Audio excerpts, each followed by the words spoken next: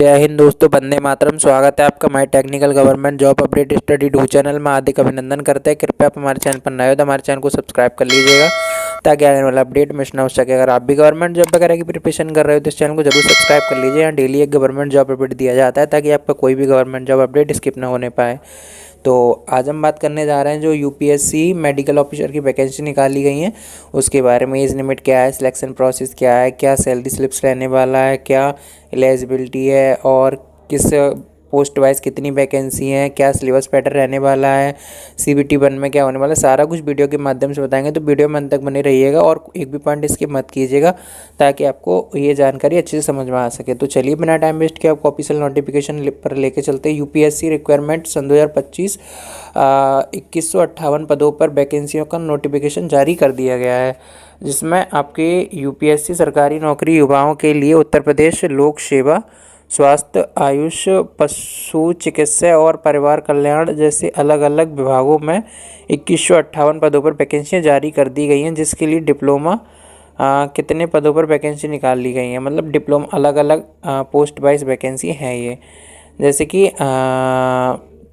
2158 जिसमें स्वास्थ्य, आयु, पशु चिकित्सालय और परिवार कल्याण आदि में वैकेंसियाँ देखने के लिए आपको मिल जाएंगी। आप ऑनलाइन आवेदन कर सकते हो, जिसमें 22 दिसंबर से आवेदन शुरू होंगे और 22 जनवरी तक चलेंगे। जिसमें आयुष डिपार्टमेंट के अंतर्गत 884 वैकेंसियाँ रहने वाली हैं और योनी मेडिकल ऑफिसर के अकॉर्डिंग 25 वैकेंसियाँ मिल जाएंगी। आयुर्वेदा मेडिकल ऑफिसर के 168 वैकेंसी मिल जाएंगी और हेमोपैथी निर्देशालय में 265 वैकेंसियाँ हैं, जिसमें विश्राम 7 पदों पर है।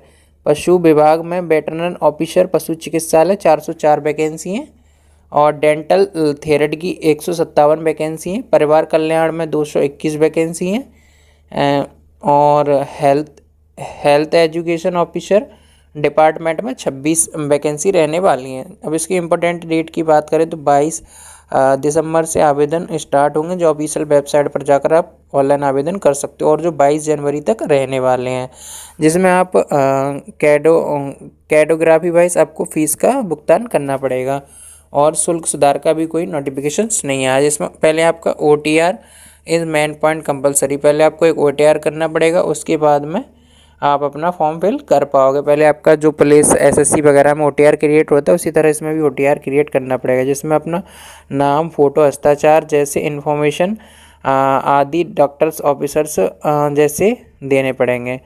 यूपीएससी और यूपीएससी दोनों मेडिकल्स ऑफिसर भर्तियां निकाली हैं, जिसके तहत परीक्षा के लिए सन 2026 परीक्षा 2 अगस्त को घोषित की जाएगी। 2 अगस्त से आपकी परीक्षा घोषित की जाएगी और रिजल्ट जल्द ही आएगा। मतलब आपकी रिजल्ट का कोई अपडेट नहीं है, परीक्षा की तो डेट इसमें जारी कर दी है कि 2 अगस्त को आपकी परीक्षा देखने के लिए मिल जाएगी। यूपीएससी ने हाल में दिसंबर 2158 पदों पर जारी किया है, जिसमें अलग अलग पोस्ट वाइज हैं। जिसमें परीक्षा आपकी कंबाइंड मेडिकल सर्विस CMO परीक्षा के नाम से जानी जाएगी। मतलब जो आपकी परीक्षा होगी वो कंबाइंड मेडिकल सर्विस CMO के नाम से जानी जाएगी। सन 2026 तिथि की लिखित परीक्षा 2 अगस्त को होगी, जिसमें रिक्त पदों की घोषणा 11 मार्च को की जाएगी। मतलब जिसमें 11 मार्च को जो भी और पद इंक्रीजमेंट होंगे तो उनका पूरा एम्प्लॉयमेंट 11 मार्च तक जारी कर दिया जाएगा, 2 अगस्त से 11 मार्च के बीच में।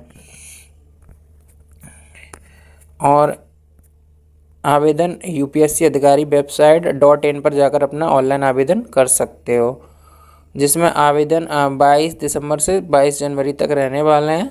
अधिकारी वेबसाइट पर जाकर ऑनलाइन आवेदन कर सकते हो और अधिकारी वेबसाइट पर मार्च और CMO परीक्षा की तैयारी, यदि आप परीक्षा केंद्र पदों के लिए इच्छुक है तो CMO मतलब मार्च से लेकर और अगस्त के 20 तक आपको किसी भी मंथ में परीक्षा देखने के लिए मिल जाएगी।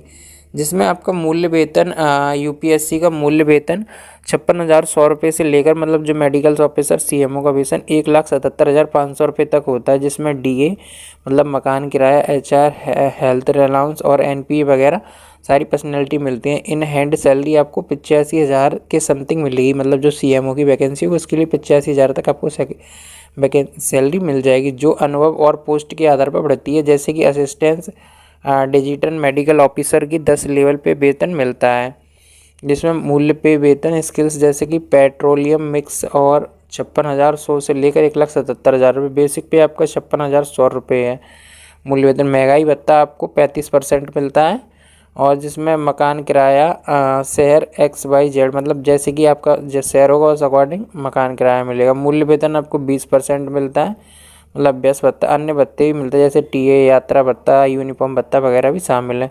शुरुआती आपको DA HR 85,000 in hand salary मिलती है। अनुभव के आधार पर आपकी सैलरी बढ़ा दी जाती है, जिसमें GDMO general duty medical officer 10 पे लेवल, असिस्टेंट डेवलपमेंट ऑफिसर 10 पे लेवल, और NDPSCA की 56,700 से लेकर। अब इसमें बात करते हैं आयु सीमा की, तो आपकी आयु सीमा इसमें 32 वर्ष से लेकर 35 वर्ष के बीच हो तो आप इसमें एलिजिबल हो। और SC ST OBC को 5 या 3 वर्ष का छूट दिया जाएगा। OBC को 3 वर्ष का और SC ST को 5 वर्ष का छूट दिया जाएगा, जिसमें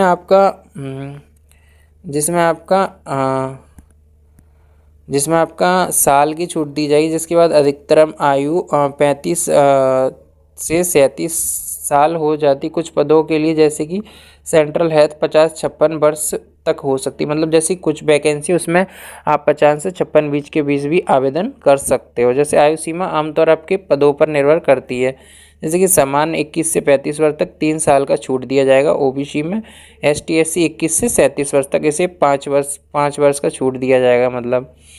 और PWS 21 से 42 साल तक जैसे 10 साल का छूट दिया जाए, मतलब जैसे कि कोई सेवानिवृत्त जो कैंडिडेट्स हैं जैसे कि आर्मी वगैरह से रिटायर है तो उन्हें 10 साल का छूट मिलता है। विशिष्ट पदों के लिए जैसे कि डेंटल सर्विस को 35 वर्ष तक निर्धारित किया गया है।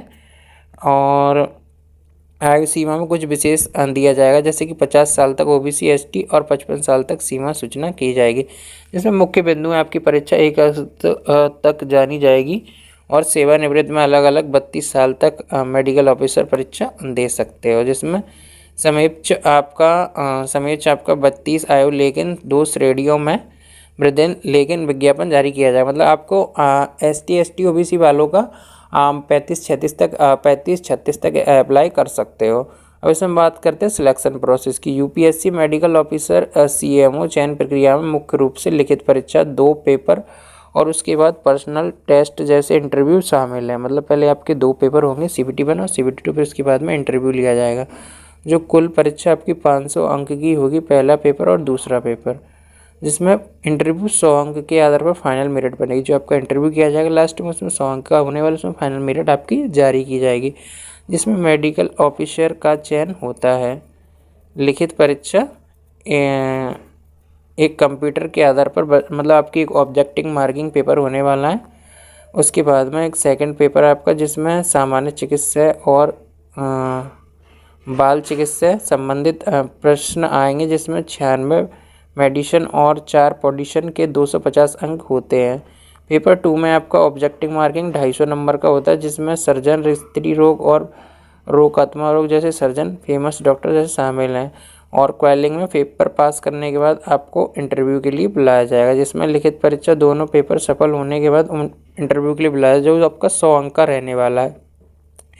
फिर 4th नंबर पे आते हैं आपके दस्तावेज सत्यापन, मेडिकल डॉक्यूमेंट वेरिफिकेशन होगा। फाइनल सिलेक्शन के बाद 600 अंक में से आपकी फाइनल मेरिट बनाई जाएगी, उसमें आपका फाइनल सिलेक्शन करा दिया जाएगा। अब बात करते हैं UPSC मेडिसिन नेशनल 1 साल अनिवार्य, मतलब आपकी एलिजिबिलिटी, मतलब आपने इसमें एजुकेशन की बात करें तो UPSC मेडिकल ऑफिसर MBBS की डिग्री मेडिकल काउंसलिंग से द्वारा मान्यता प्राप्त हुई, मतलब आपने मेडिकल की डिग्री कर रखी हो तभी आप इसके लिए एलिजिबल हो। अगर मेडिकल की डिग्री नहीं है तो आपको रिजेक्ट कर दिया जाएगा, मेडिकल की डिग्री होनी चाहिए।